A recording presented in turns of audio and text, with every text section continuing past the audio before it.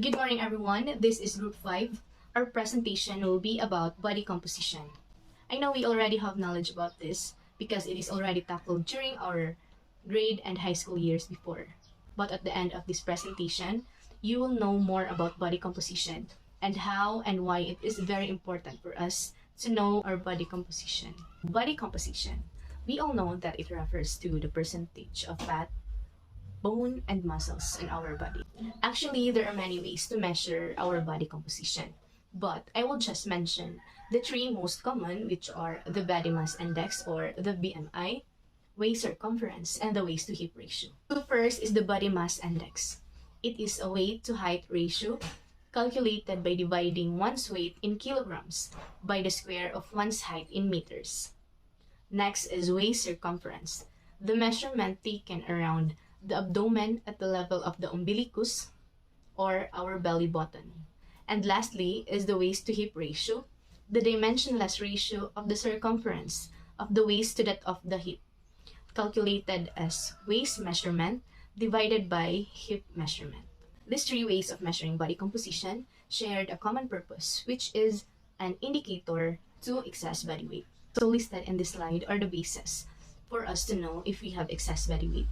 So for BMI, if our values is within 25.0 to 29.9, it is overweight. If it is greater than 30, it is obese.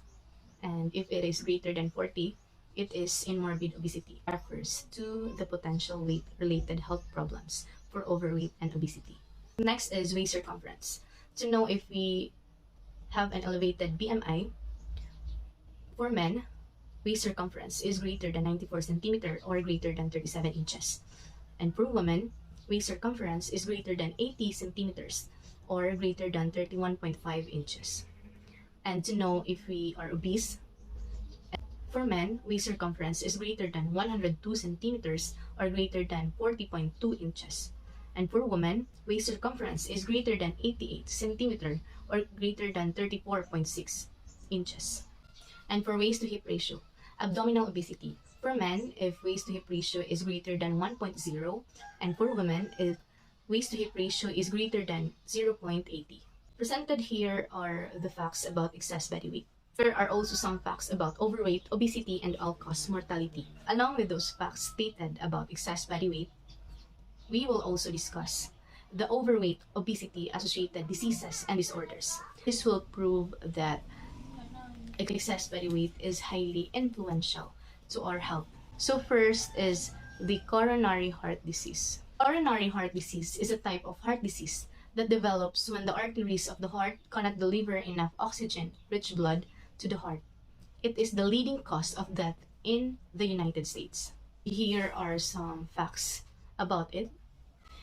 There is an early 3-year prospective study of 29,122 men aged 40 to 75 years.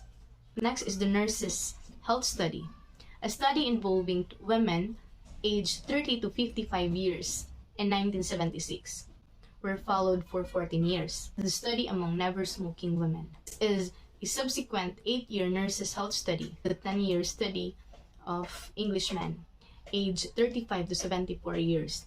So from all of those studies, we can conclude that the higher the BMI, waist circumference, or waist to hip ratio, the risk also for coronary heart disease also increases.